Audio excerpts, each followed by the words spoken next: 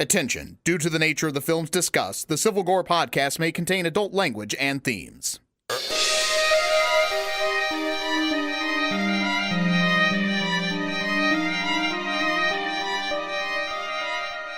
Hey there, everybody. Welcome to episode 71 of the Civil Gore podcast. I am your host, Tim. This is John Kramer. Sorry, I meant Brian. How are you? I didn't tell. Scared me for a minute. I was good, right? I didn't want to. I wanted to surprise you with that one. Yeah. Yeah. Oh, well, yes. So we are finishing up the second half, and actually the final Summer Slaycation series. Yeah. It's the second half of the Jigsaw retrospective. We will be covering Saw 5, Saw 6, Saw 3D, also known as Saw 7, and Jigsaw, which is the final entry in the series, and probably not the final entry. I'm sure they'll find a way to come up with another one. I'm sure. But yeah, so this ends our Summer Slaycation series. A little bittersweet because that's always a fun thing to do over the summer. Yeah. And it seems like we've been doing it forever, though. Cause it does. Well, I think it was 8 weeks plus the break. Yeah, well, because I think, remember, if you think about the amount of movies, the first Summer Slaycation probably had even more, because the Friday the 13th series was how many movies? Like 12 movies or something. Yeah. If you count the remakes of Freddy vs. Jason, and then you had Nightmare on Elm Street and Halloween. But the thing is, I think those we knew so well that it wasn't as, I think it was an easier task to do. Right, and those were ones we watch over and over anyway. Right. Because we enjoy them. But whereas I don't watch the Hellraiser films over and over, and I certainly don't watch the Saw films over and over. So this one was a little harder to get through. Yeah, but we did it. Yeah, we did it. So yeah, that's cool. And Brian, pumpkin season has started. It really has. I posted a picture of the Special K pumpkin spice I got, but I had my first pumpkin beer last night. Oh wow! So that was cool. That was a what's it called? Gourd Rocker. I think it was Gourd Rocker by Double Barley out of Smithfield, North Carolina. Nice. And it was an imperial porter with pumpkin and vanilla. It was pretty good. It was okay.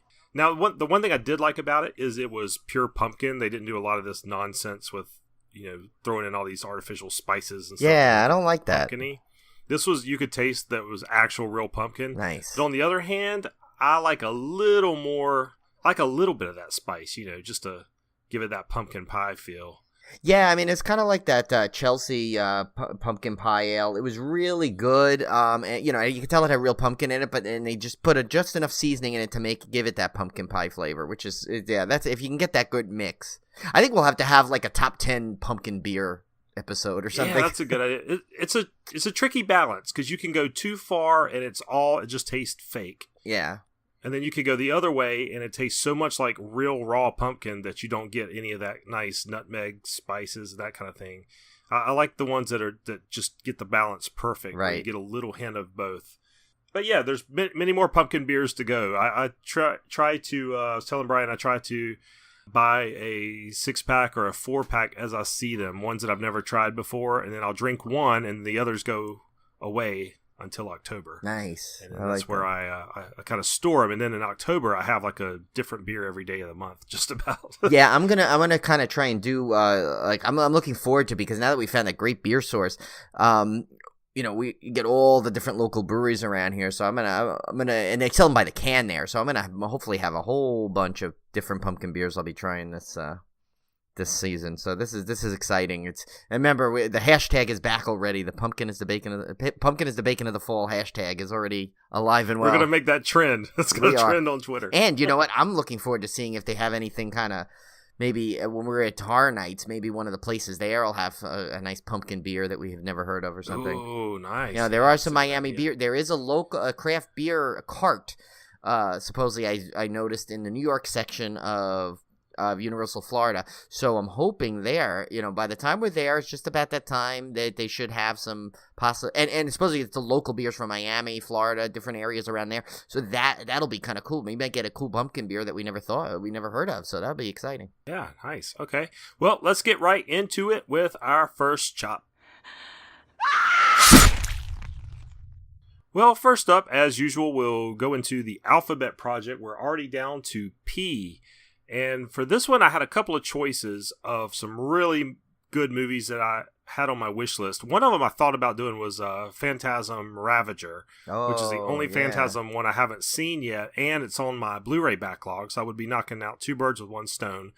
But I decided, no, I'm going to keep these two projects separate. So I went for one called Phenomena from 1985. Have you seen this one, Brian? No. Jennifer Connelly? I heard of it, but I haven't seen it. Yeah, this one's been on my wish list for a while because it stars Jennifer Connelly and Donald Pleasance. Oh, okay. There you go. 1985. So this is a young Jennifer Connelly. She was 15 years old right before she did Labyrinth.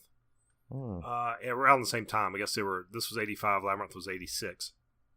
And oh man, crazy movie, but so good. It's really, really good. It's about there's a killer that's stalking young girls. Jennifer Connelly is a psychic / bug whisperer. A bug she whisperer. She can control insects with her mind, and interesting talent. She strikes up a friendship with Donald Pleasance. I thought you were going to say with a bug. I was going to say, okay, no. This is off the charts. She strikes up a friendship with Donald Pleasance, who's a doctor, and he understands her powers, even though nobody else does. And for some reason, there's also a chimpanzee in this movie that plays a rather large role. So if you've ever want to see a movie with Jennifer Connelly, Donald Pleasance, and a monkey, and who hasn't wanted to see right that? Up your alley. Yeah. And let me tell you, that premise only gets crazier from there. Like I'm not even going to spoil anything. No. I'm not going to tell you anything more about the movie, but I was laughing from like the entire last 20 minutes of the movie are just spectacular. Well, where you have to see this one. Where did you get it? Is it on Shudder or? This one is on Shudder. It Okay. used to be on Amazon Prime. It may still be on Prime as well, but it's definitely on Shudder now. Ah, okay, nice. Is there a scene where he's like, I saw it. She was talking to bugs. No, he's not crazy. This was kind of weird. He's not crazy Dr. Loomis in this one. Oh. He's kind of laid back, but he's in a wheelchair. Oh, okay. And he's Scottish in this one too, so he has a light Scottish brogue. Ah. It's really strange to see, but he looks so good in this movie. Like he looks vibrant and young, and I don't know, even though he really wasn't. Yeah, but he just has a spark to him, and the whole movie is. Jennifer Connelly's the same way. Like I don't know if it's how they filmed it, but everybody just kind of shines in this movie, and the soundtrack is insane. Really, like heavy metal at times, completely bizarre. Cool. You've got to see this movie. Yeah, now you got fantastic. me wanting to see this. It is phenomenal. Phenomenal. I might say. Yeah. I'm glad you didn't accidentally watch Philomena instead. Just because that would have been an eye opener. Yeah, it definitely would not have probably had the same reaction. But no. And then the next up, one I'm really excited about. So we mentioned Hell House LLC 2 is coming. Well, the trailer has been released. Oh, does that look good? Hell House LLC 2, the Abaddon Hotel. And let me tell you, it looks really, really good. Yeah, this looks like it basically took everything you liked about the first one and upped it by 10% easily. It's and I was sitting there watching it. I was like, this is just another found footage movie, but for some reason, it looks really scary and really compelling. There were some creepy scenes they show in the trailer. Whatever they're doing, they're doing it right. I mean, I thought I had seen everything with found footage, and it was nothing in that genre could scare me anymore, but that looked like a really creepy trailer. Yeah, I don't know what it is that they do.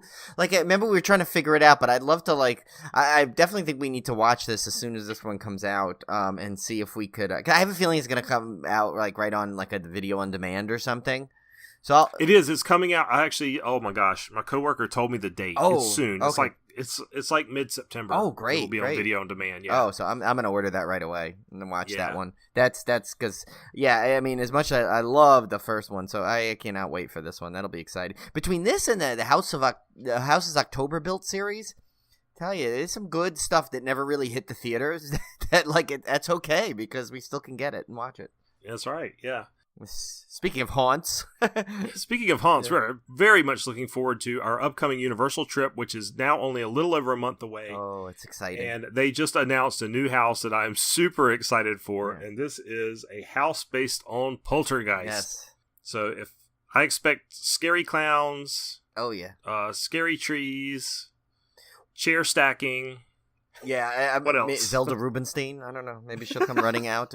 Well, I'll tell you one thing. They actually had if you looked at the summary that Universal put out, they basically imply that they have all the highlights from the movie. So pretty much all that you asked for will probably be in there. Plus, they say you will go into the light. So I guess we'll go to somewhere where they really didn't show in the film, which is kind of cool. Which they're taking their license and being really creative with it. So it's like they're going to hit all the fan service moments, I'm sure, and then some, which will be probably exciting. I'm hoping like it starts with literally you walking into a house with that TV on and a little blonde girl, and it goes shh, and then you're involved. Oh my gosh. Yeah. And we haven't done Poltergeist, have we? No, and we really need to do that. And that actually, technically, if you think about it, I know it doesn't feature a quote unquote villain, but it does technically could fall under the Summer Slaycation banner because there's 3 original films plus a remake. So that's right. We could technically put that through there. Yeah. Well, yeah, look into that. I love that movie because that was one of the earlier horror films that I ever saw. Yeah.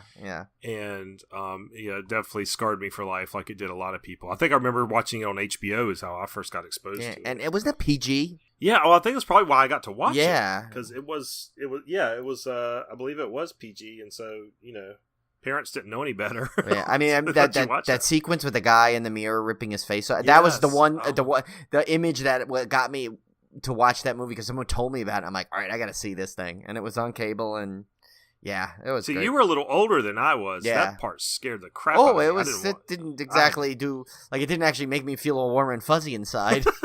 So it's like, yeah, that was. But the clown obviously is the scene that everyone knows. So I can't wait to see how they pull that one off. Yeah, and that would be fun. Yeah, because I've got the Poltergeist 2 and 3 Blu-ray.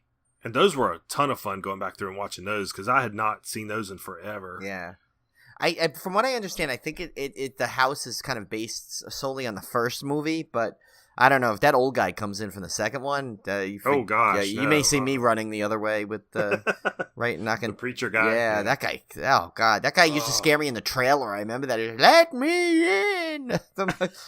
Yeah, that's yeah. So, but speaking of Halloween Horror Nights, we've purchased our RIP tour tickets, so we are going all the way. Yes, all for Civil Gore. As Coastal Radio would say, we are Prince Mike Collinsing it. Yes, we totally are. We are going to be. And the funny thing is, so basically, what it is, it's kind of a cool thing. So basically, guarantees you, you get a little nice like pre-event reception where they give you some food and you can get some drinks, and then from what I understand, they literally walk you to the front of these haunts and like walk right in. They said it's even better than the express pass, so it's like you literally there is no waiting. You just walk up and they like kind of step out of your way and you walk right into this haunt, and so it's great. And and then I guess it gets us front seats for the show, one of the shows that they have, and then even get some access for rides if there's time. So it's like, so it kind of adds a really cool element. So we're going to be there on Friday night and the Sunday night. Those are where our tickets are for the horror nights. Saturday night we don't have it. It was just part of the package we got. What that'll do is it'll get us to be able to explore the scare zones and really soak up the atmosphere, which will be great because, we'll get a lot of content for the show just because I see a lot of videos people post on YouTube. Those scare zones look really cool, and like a lot of the characters will kind of, interact with you and really do some cool things and pose for pictures. I mean, I feel like if we didn't have that the RIP tour on Sunday, we'd be a little more like rushing to the houses. There'd be a little more tension. This, I think, will obviously we'll probably go through some of the big houses anyway on that night, of course, because we're not going to just not do houses, but it'll give a lot of like a lot more relaxation to the whole event, and and that means like we'll be waiting on some lines, of course, but that'll give us time to maybe like do some little videos live from there to kind of give you guys some extra content and record some stuff for a big. Because my plan is to get a lot of stuff and edit up a nice big video for our YouTube page at the end of it too. But that would be cool. But we'll I'm sure we'll do some live videos and tweetings and stuff. So we'll try and give you guys the feel of it as much as possible. But we won't spoil houses or anything. We'll give our overall estimation, but we definitely will not spoil this because it's a long event and we're going to go in the beginning of it. There's still over a month I believe it's going on after we're gone. Yeah. So yeah, we would may not do that. we could do a ranking. Yeah. House Oh no, ranking. we'll definitely do that because that will be helpful to anyone that's planning to go. So yeah. Now, one thing I did wonder about the RIP tour, just I was thinking about it, is the Universal houses, they're so crowded that you basically have a conga line going through. Yeah. These houses. I wonder if in the RIP tour they space you just a little bit so that your RIP tour group is kind of going through. I mean, I would like that for sure. I don't know if they will, but that'd be cool. Yeah, I mean, I'm sure we can. We can ask. We could say, "Hey, look, can you let this group go a little bit? We want to get some space. This is Civil Gore here." Because they limit the groups to 14 people, I believe. Right, so. they do. So it's not a very big group you're in. Yeah, and 14 of 4 of those will be us. Right. So. And I heard they named the group. I saw a review of some a couple did it, and they said that they got put to they got set to a table of where their time is. So we'll probably get put to a table, and they name you their group was called the Slashers. So it's you get to hang out and beforehand for about a half an hour and kind of get to know your group that you're with, which would be pretty cool. So yeah, I think I'm awesome. so looking forward to this. I'm so glad we got that done. We're pretty much now at the final stages. We're just right now we're gonna start to work on getting a themed shirt for the event we're gonna create. Yeah. But really, the work is done. I mean, it's booked. It's the VIP, the RIP tours. But I keep saying VIP. It's RIP. Darn it. The RIP tour is booked. We got estimated plans of how we're gonna do stuff. This will be a fun trip, and we'll probably do some other stuff of the other other parts of Universal too. Because we are theme park fans too. So that's right. We'll make sure you get that content also. But we know you want the horror stuff mostly. And next up, we have Sargad pre-orders on Amazon. Yes. And you like that one. I still have not seen that one, so I need to order this. Yeah, you got to order that. It's September 11th is when it comes out, so you can pre-order it now. Of course, Sarah Giersky, she runs the Sarah of Horror YouTube show. And she's got Patreon going to help her do her funding of her movies and stuff. And she's got a couple of movies coming out too. I think she just got cast in something else. But Sargad was really, really good. So it's great independent horror film. So definitely, guys, if you want to check that out, because you will definitely not be disappointed in that purchase. All right, and then Brian, explain to me what TIFF is. Yes. Halloween to debut at TIFF. Yeah, so TIFF is it's a Toronto International Film Festival. And it's so basically Halloween and the Predator are basically going to be debuting at this festival. They have a section called the Midnight Movies. So I guess for the 10 days of this festival, each night they show a really cool debut of more horror and culty things. I believe they show through that. So Halloween was picked as one of them, and Predator's the other. But it's funny. I saw a lot of people nervous now. Because once this debuts at a festival like this, the spoilers will be abound, and I guess since it gets a debut at that, there's no kind of restrictions on what you could talk about. So, I mean, we've heard rumblings that there have been some test screenings, and those are usually under the guise of you can't explain, you can't tell anything, you can't say anything. But this, I have a feeling, once this is out and released at this festival, all bets are off. So you guys, the festival, I believe it's from September 6th to the 16th. So pretty much one of those days it's going to debut. So you may want to be really careful to what you look at on social media, because I know there's some people there cannot wait to spill the beans on every single thing in that movie. So yeah, if you're listening, if you're one of our listeners that are going to that thing, be respectful for everybody. I guess don't say anything yet. Because everyone is excited for this film, and it's so short time to wait. So just wait one more month. Yeah, one more month. Just stay off the internet for a month. So once this debuts, just, be careful. I mean, and I think this is, at some level, I think this is going to be even harder to avoid than a Star Wars film, because there are so many people just say things and speculate, and you can't tell what's a fan theory, what's a real fact, what's a crazy person just ranting. Yeah, but this, I have a feeling a lot of stuff is going to come out, so be very careful. There's your warning. And then lastly, we have a sequel to Train to Busan, which is one of my favorite zombie movies of the last several years. Yeah, and this is official sequel. I know there was the animated prequel, but this is actually a true sequel to the movie. So cool. Yeah, I'll be looking forward to that one.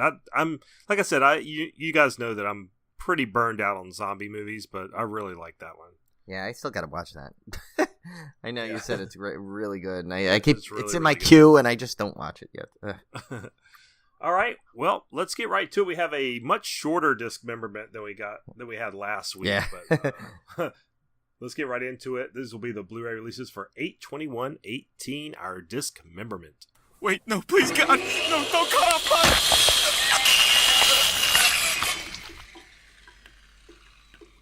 Okay, so first up, we have a few TV releases this week of horror interest.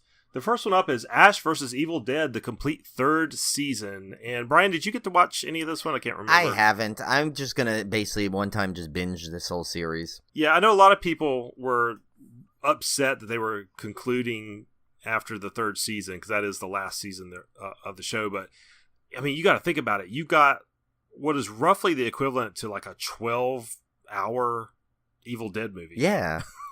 after the last movie. So, I loved this series. It literally is like seeing an Evil Dead movie extended. I loved every season. I have not watched the third season yet, so I can't comment on that one. But if it's anything close to the quality of the first two, then it'll be fantastic. Nice. So yeah, looking forward to that one. Next up, The Walking Dead, the complete 8th season. I got halfway through this one and then did not watch the remaining episodes, so I need to catch up on this one.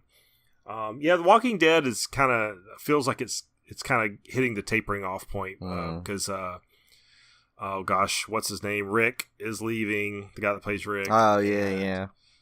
You're seeing the fatigue. I don't hear as much about it either. It's like it seems like people are like just calming down on it altogether. The ratings have been in decline for several seasons now, and I think people are just kind of over it now. Fear the Walking Dead, on the other hand, seems to still be going pretty strong, and they really had some shakeups on that show.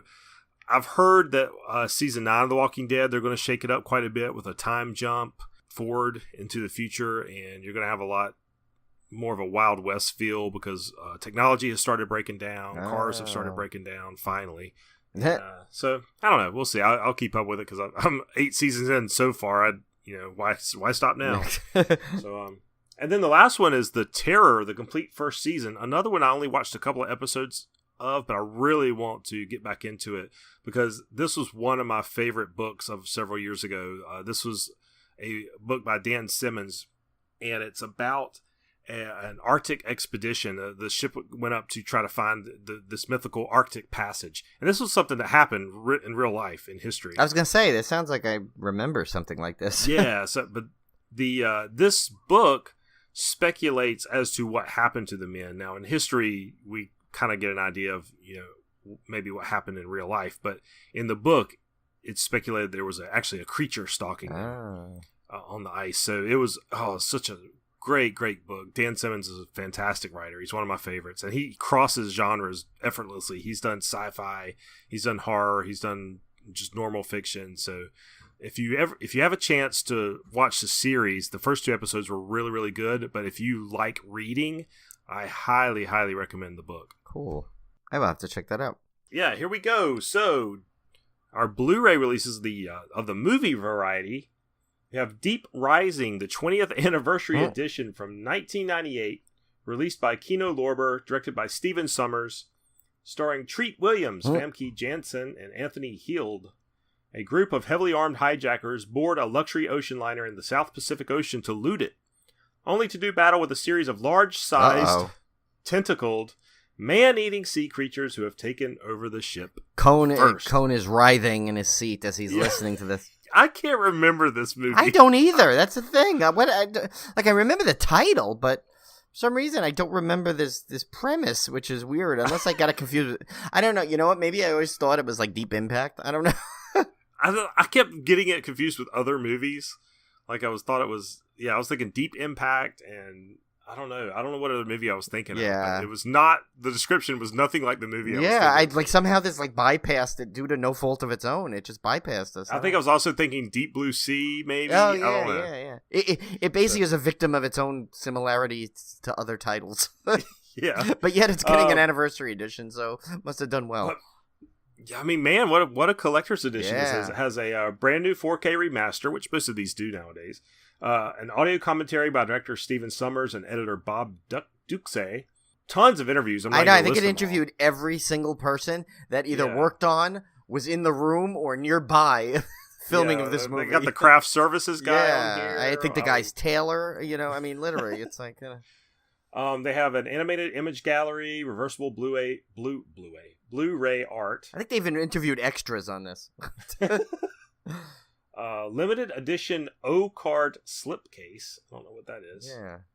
But yeah, great. If you like that movie and if you know what it is, remember it. What is an O-card? I don't know. I've heard of lobby cards, but O-card? Maybe it's something from the O-card. movie that we don't know. Yeah, I don't know. Yeah. Yeah, that could be. And next up, this is my pick of the week. Yeah, just for nostalgia. Oh yeah, sake. look at this. Yeah. This is The Tingler from 1959, released by Shout Factory, directed by the great William Castle. Starring Vincent Price, Judith Evelyn, and Daryl Hickman, an obsessed pathologist discovers and captures a parasitic creature that grows when fear grips its host. And of course, if you guys know your film history, this was the movie that William Castle famously put vibrating things in the theater seats. That's right, yes. So that people would, they could set them off and people would scream during the movie. And it's so funny, this predated by so many years of theme park attractions now that uses that so many times on all those like the Honey I Shrunk the Audience ride and the Mix of Bugs Life, all those things, yeah. The reason I'm really excited about this one is because it has a new audio commentary by author historian Steve Haberman, and we love our film historian commentaries. Yes. It's got an interview with Pamela Lincoln, an interview with publicist Barry Laurie, a vintage featurette, William Castle's drive-in Scream audio, I'm not sure what that is, an original Scream scene, the original 1959 theater lobby recording, and a trailer and still gallery. So if you love old horror and especially William Castle, this is a must-buy for this week. It'd be great if they gave you like a little hand buzzer or something you could put under your couch, and so whenever you want, whenever it syncs with the movie, you hit the button and it goes. You just got app-enabled one now. Yeah. App-enabled. Oh, that's true. Yeah, app-enabled. There you go. That would be cool. And the next one up is another Shout Factory release of another William Castle classic. This is Straight Jacket from 1964, starring Joan Crawford, Diane Baker, and Leif Erikson. After a 20-year stay at an asylum for a double murder, a mother returns to her estranged daughter where suspicions arise about her behavior. Now, what I found interesting about this is, I don't think you watched this show, Brian, but the show Feud, which was about the rivalry between Bette Davis and Joan Crawford, goes into this quite a bit, this movie. Oh, okay. And William Castle, because Joan Crawford basically, after she did Whatever Happened to Baby Jane, and she was always trying to get her fame back because she was aging out of all these roles, and she got put in this Straight Jacket movie, so she started getting... She was afraid of almost getting typecast as a horror type person. So I really want to see this one. I've never seen this film. But it has a interview with actress Anne Helm called Joan Had Me Fired. Which sounds really good. I want to see that one. An interview with publicist Richard Kahn. New audio commentary with authors, film historian Steve Haberman and David J. Schau, and film historian Konstantin Nasser. The Making of Straight Jacket featurette, costume and makeup test with Joan Crawford, and an axe-swinging screen test. That's interesting. Theatrical trailers. This one is almost like another pick of the week. Yeah, I think I'll do this one as my pick of the week, just to be different this time. Yeah. We'll split up. We'll double team the Shout Factory releases and get them both. All right, so we have to have an AKA Yes. every week, as you know. So this is our AKA of the week. Leonore, a.k.a. Mistress of the Devil, from 1975. This sounds so me. Yeah. This is a me movie. This really is. Scorpion releasing, directed by Juan-Luis Buñuel, starring Michael Piccoli, Liv Ullmann, and Ornella Muti. A female vampire rises from her crypt every night in search of children as her victims.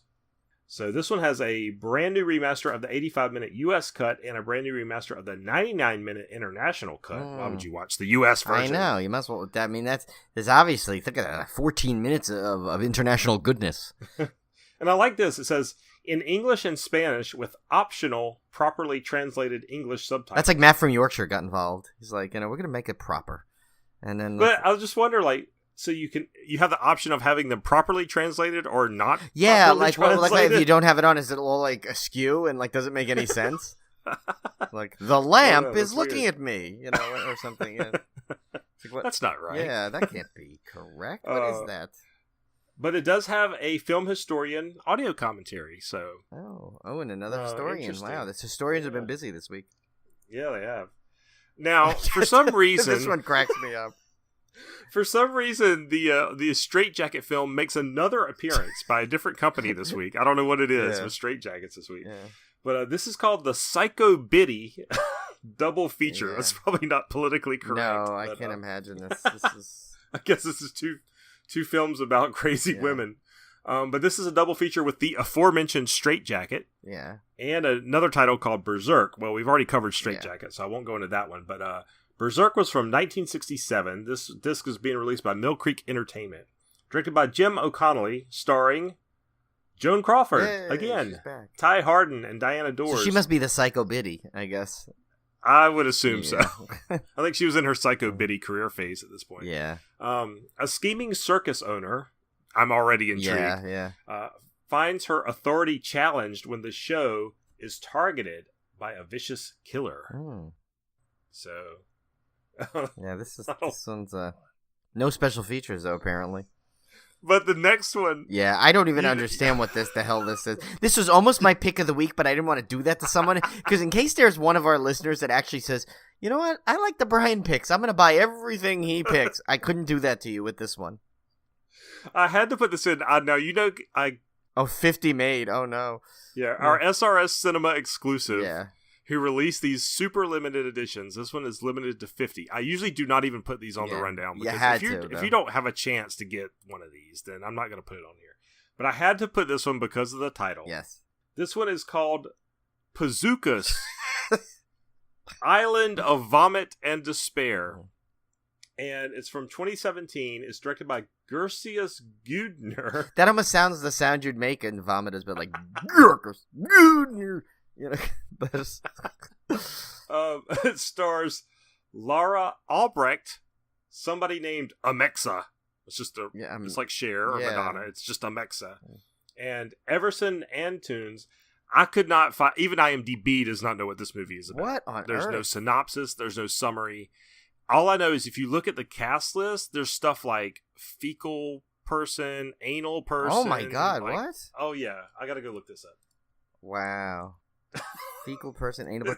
And the funny thing is, like, Antunes, do you think that is like whatever the version of like the musical download service that they have on this island of Pazookas? Okay, so you have Stomach Monster, Monster Gangster, Gangster Monster. What? Fecal. What's the difference? Fecal victim, analist victim. Oh my god. There's a lot of stomach monsters. Vomit victim. Yeah, there's it's an interesting glue addict in here. So, yeah, this looks like a very interesting movie. Yeah, I mean, I'm not going to try and buy this with 50 being made. Although I have a feeling that there's a good chance that a year from now there will be 49 left.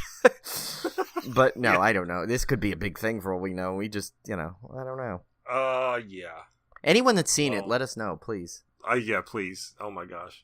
And also, I heard rumors that might be the final house announced at Universal Studios for Halloween Horror Nights. Can you imagine that? You just come in the door and just get sprayed with vomit. He's like, I am Gangsta Monster. I am Monster Gangster. Yeah, that'll be it. Oh, God.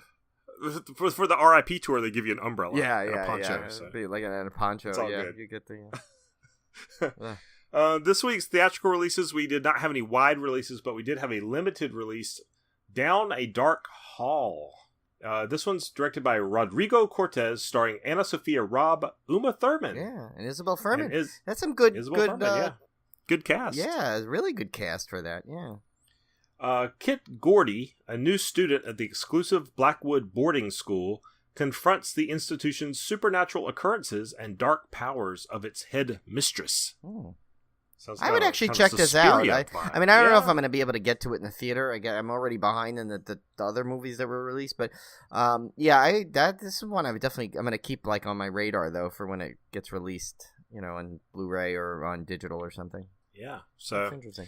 All right, guys. Well, let's get to the last half Yes. of the Saw series. And let me tell you, I was somewhat surprised by this latter half. Yeah, there was a couple that I liked that I didn't think I was going to like in this. Exactly. And they're probably the same ones I enjoyed. Yeah.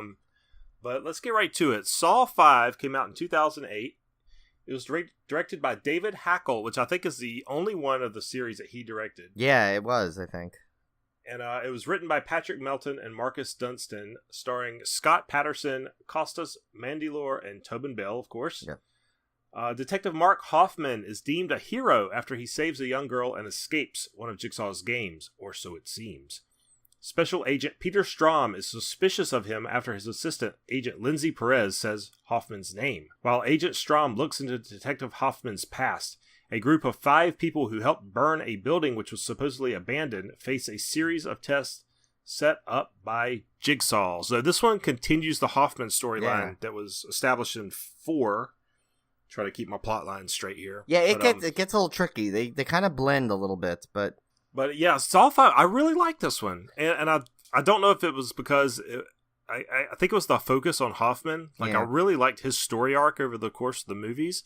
But something about this one, I actually really, really like this one. Well, you know what I started to like about like the later ones too? I like the addition of his ex-wife was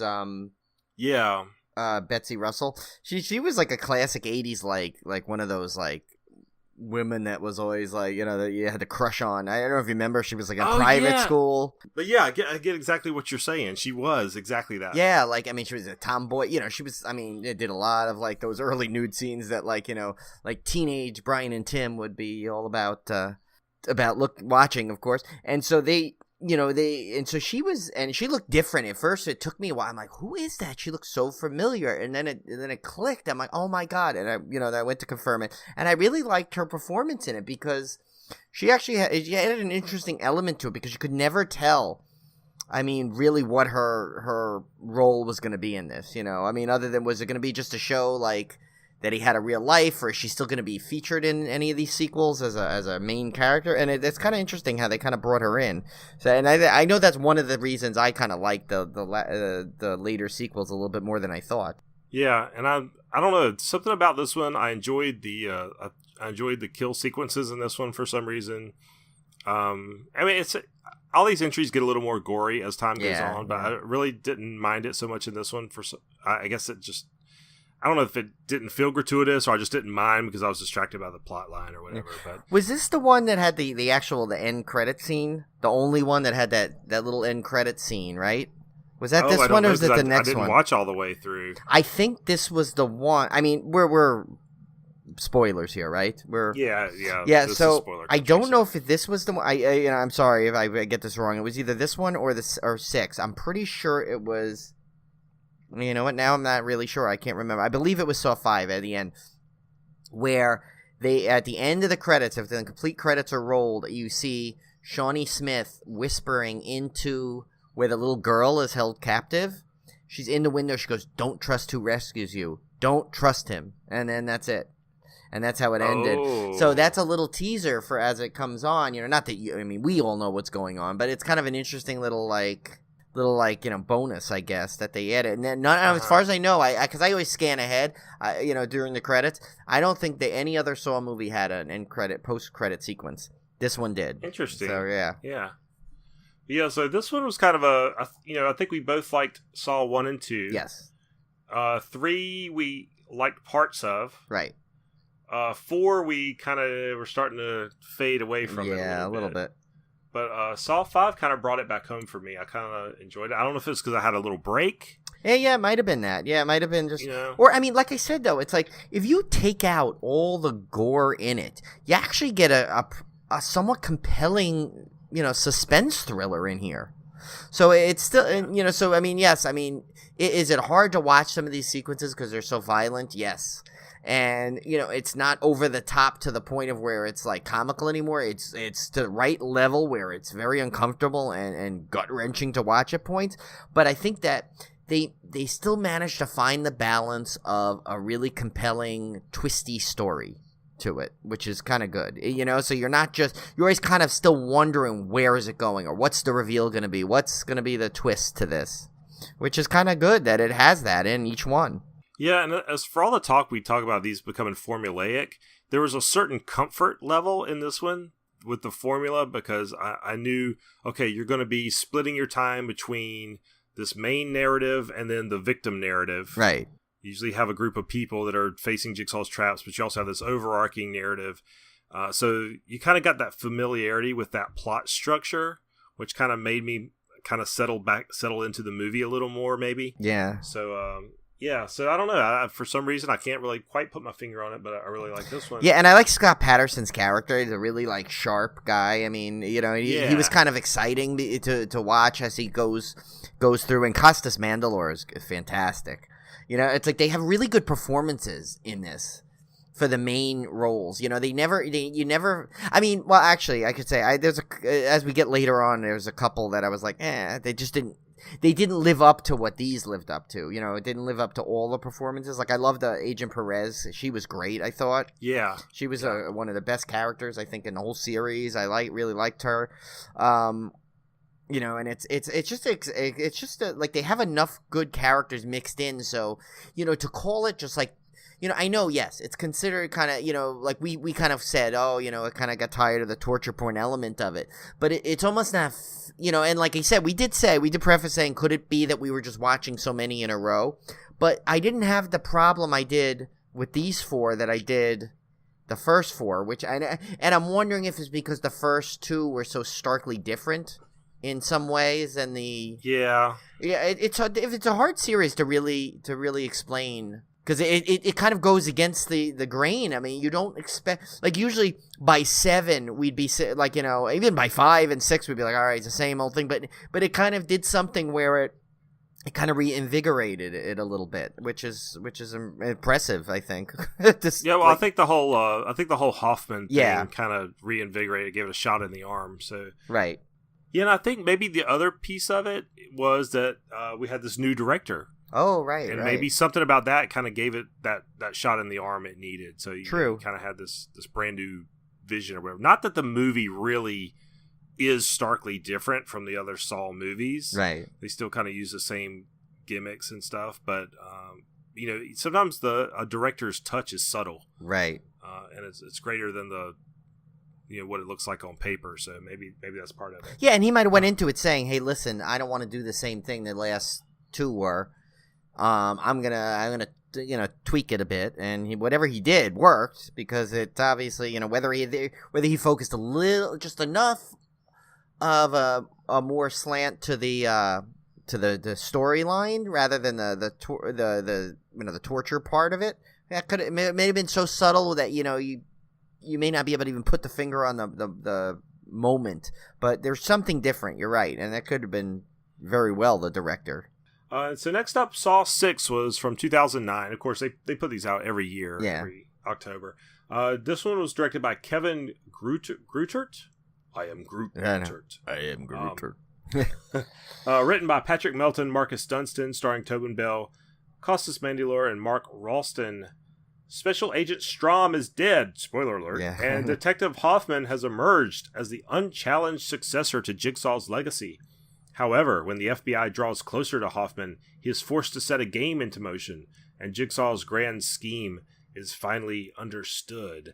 This one, again, I really kind of like this one. I think, actually, after the first two, this is my favorite after him.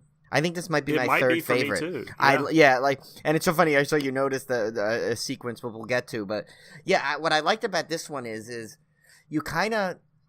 It had a guy that was like, you know, there's always like this main focus of who's doing the challenge. You know, there's always someone that, even when it's a group setting, there's someone that stands out, that is the kind of the impetus to the whole group. This one, you almost like, you know what, this guy deserves it.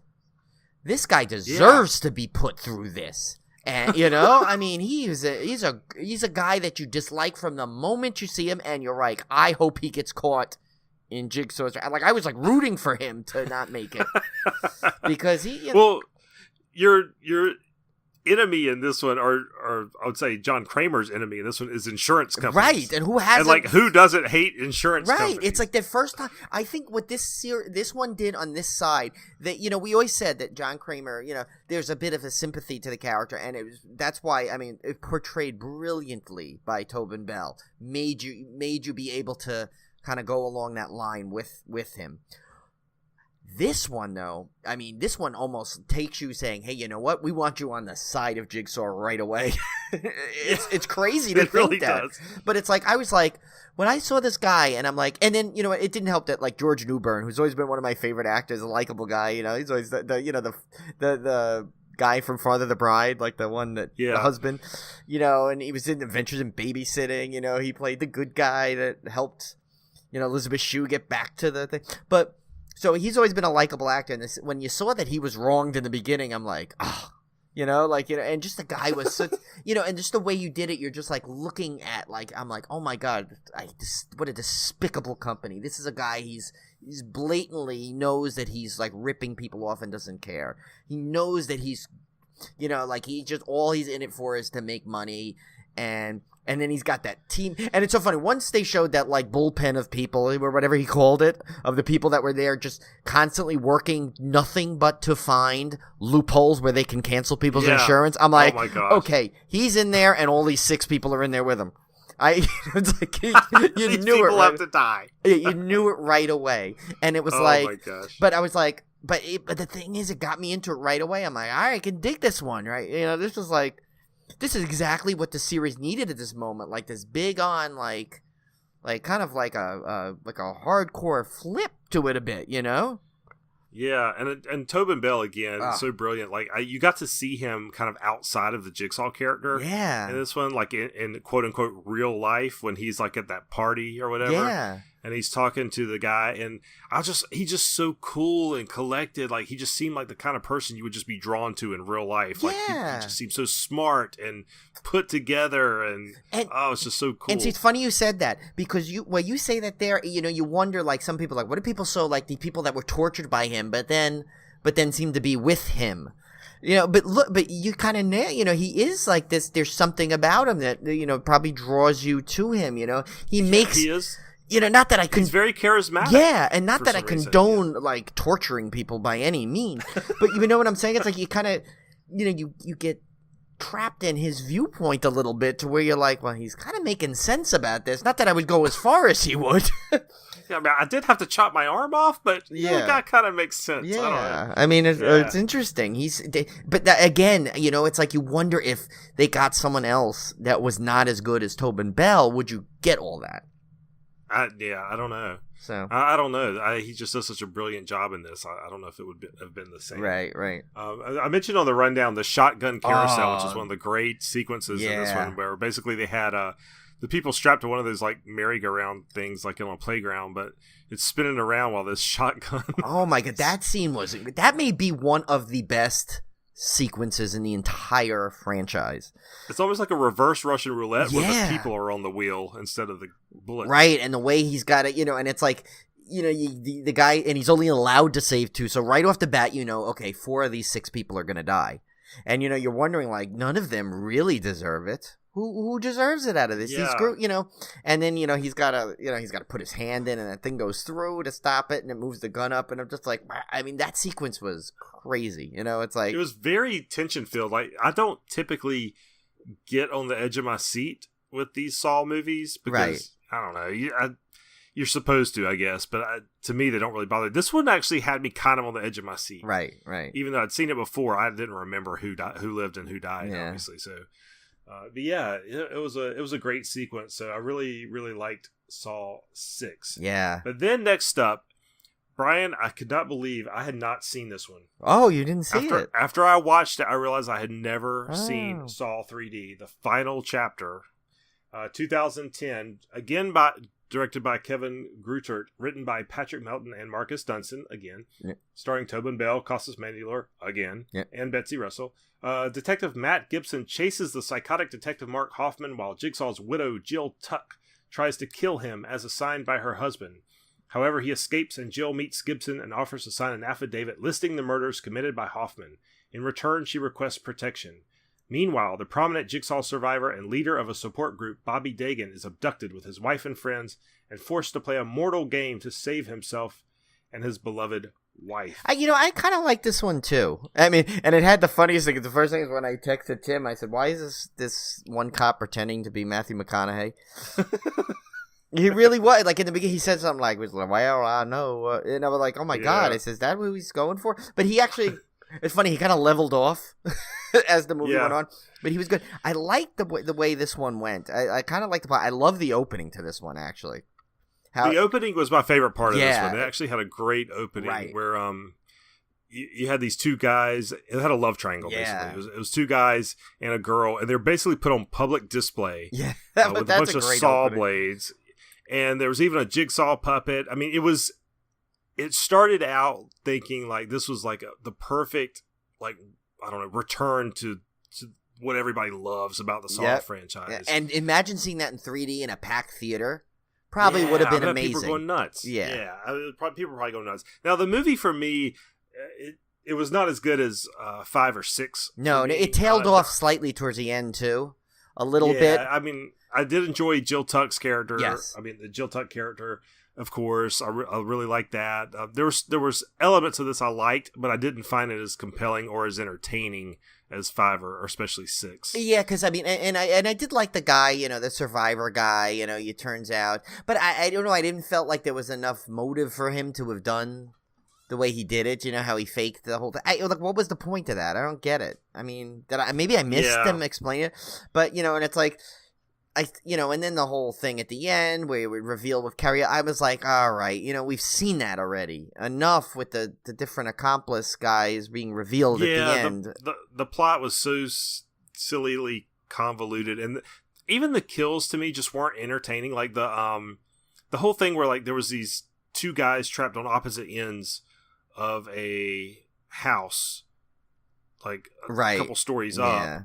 And there's like planks between them, and one guy's blindfolded and has a noose on, and the other one has to tell him how to get across the planks. And I'm going, oh my! I'm like checking my watch, like when is this? Yeah, that was dragged out. Boring Saw trap I've ever seen. Yeah, in my life. I kept thinking reminds me of Dragon's Lair in the beginning where he had to like swing across the ropes with the fire.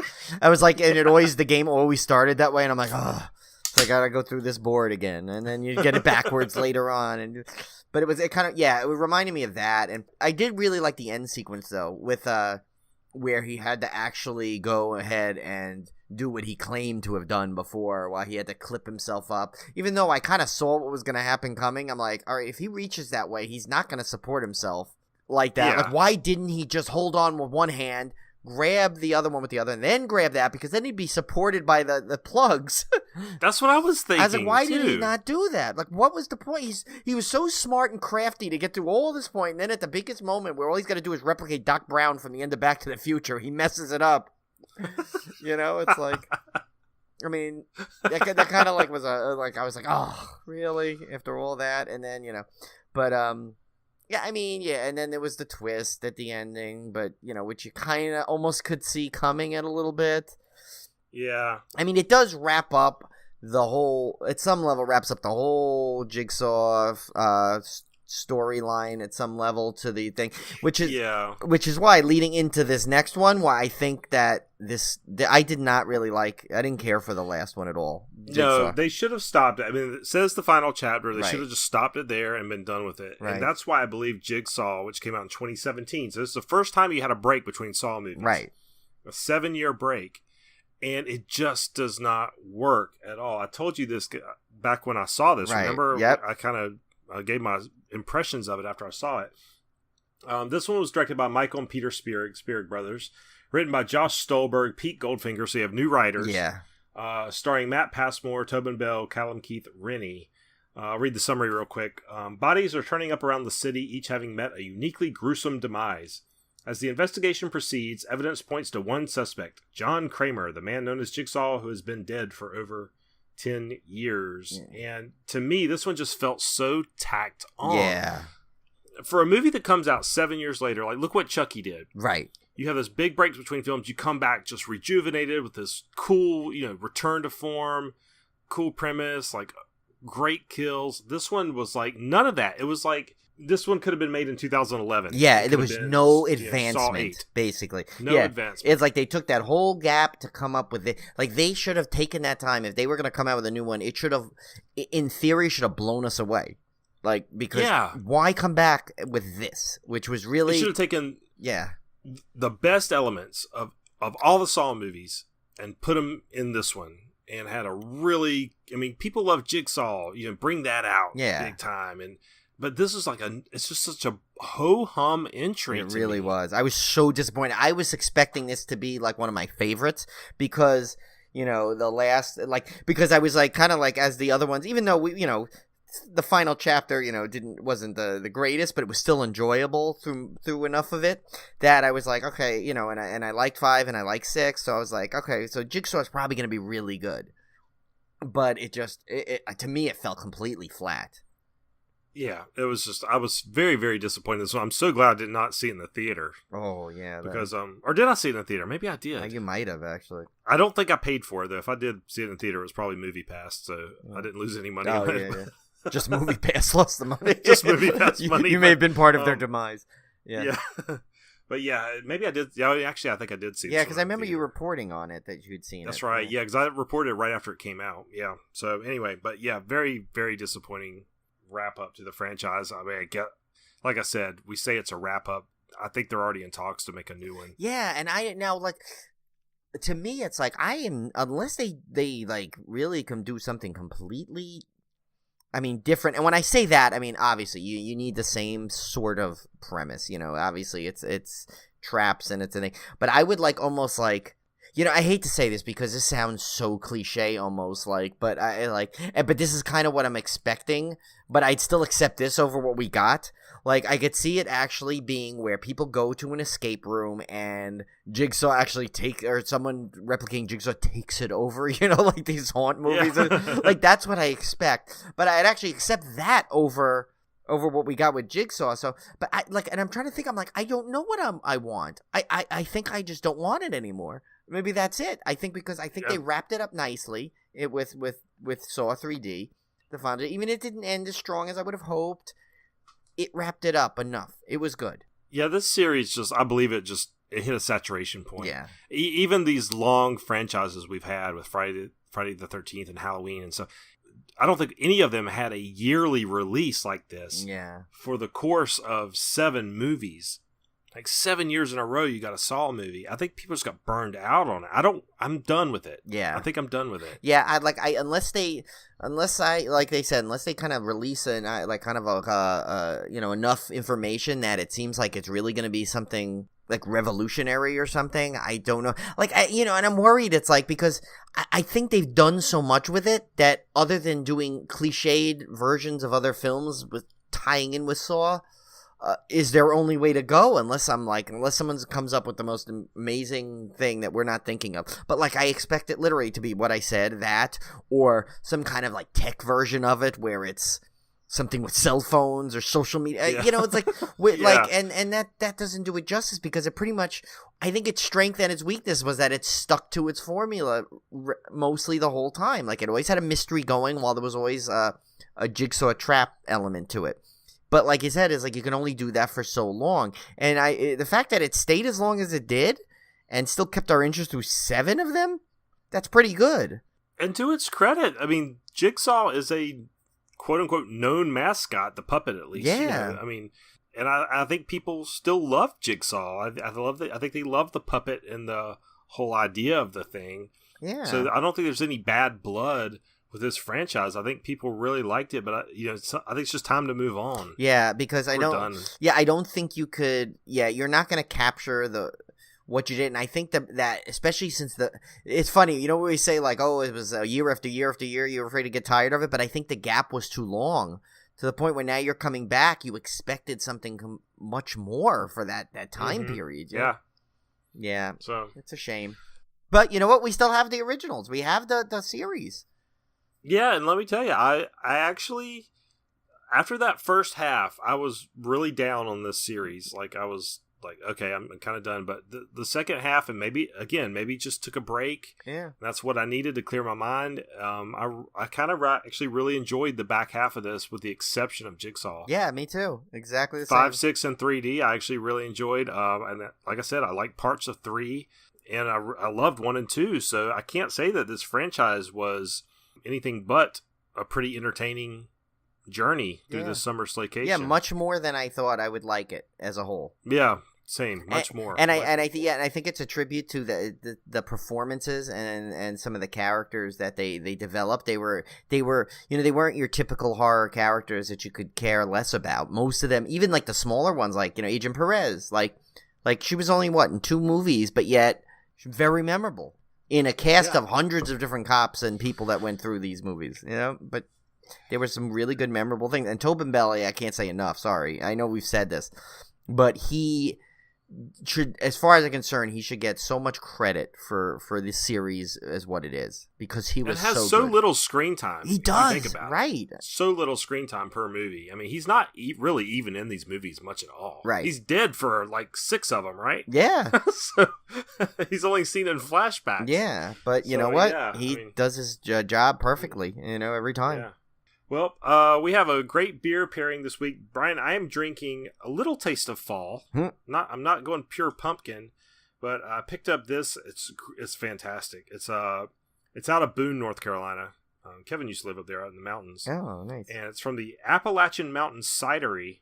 Oh. And it's a Sinful Plum made with apples, cinnamon, and plums. And I'll tell you, this is like drinking an apple cider. Oh, nice. It's that delicious. It's just drinking like a pure apple cider. It's so good. That sounds good. Yeah, because I repeated the same beer pairing, because really you can't be better than Jigsaw Jazz. Oh, that's right. We did have that.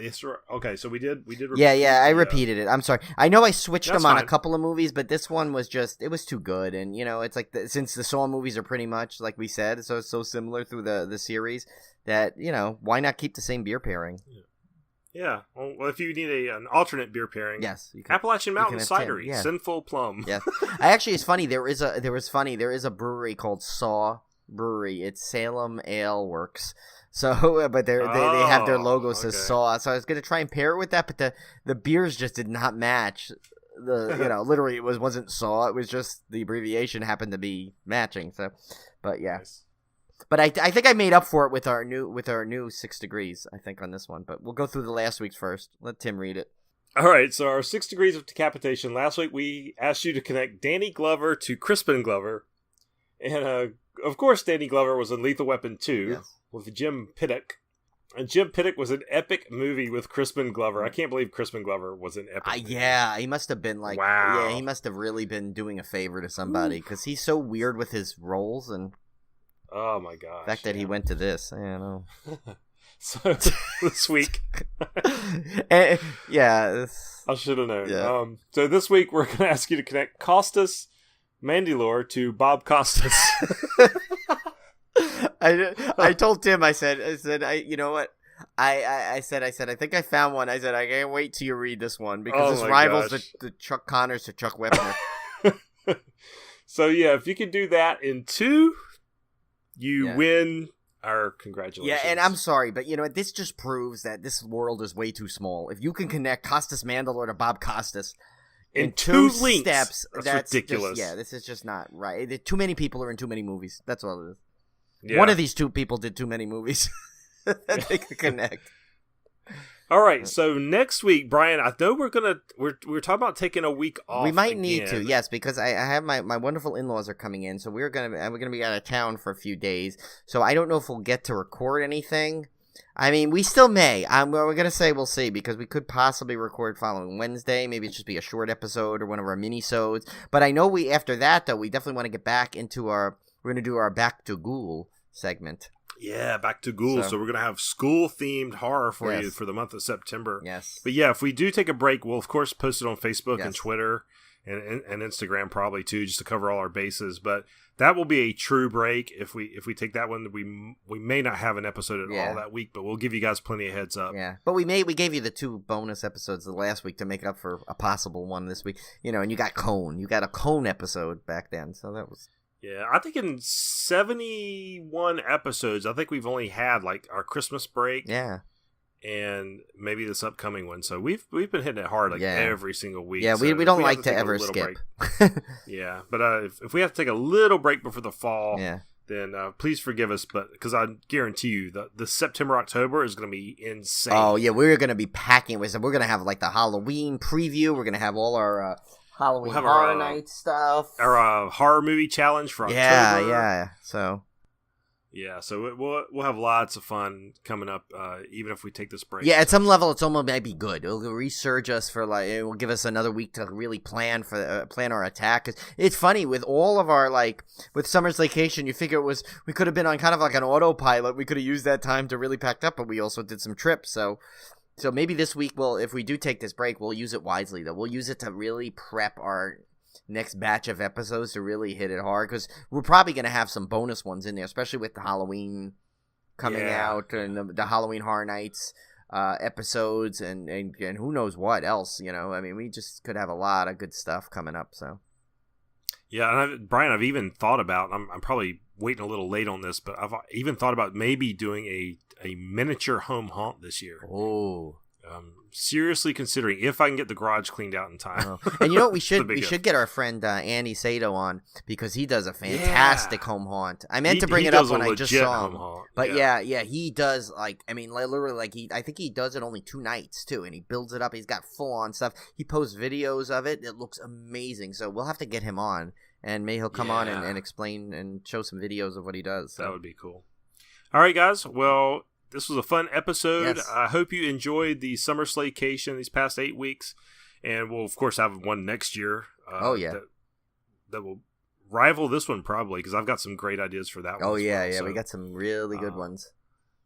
So take care. We'll see you guys soon. Again, we'll let you know if we have a break next week. Just keep checking us on Facebook and Twitter and Instagram. So we'll talk to you guys later. Yep. See you later. And you have 60 seconds to download this episode.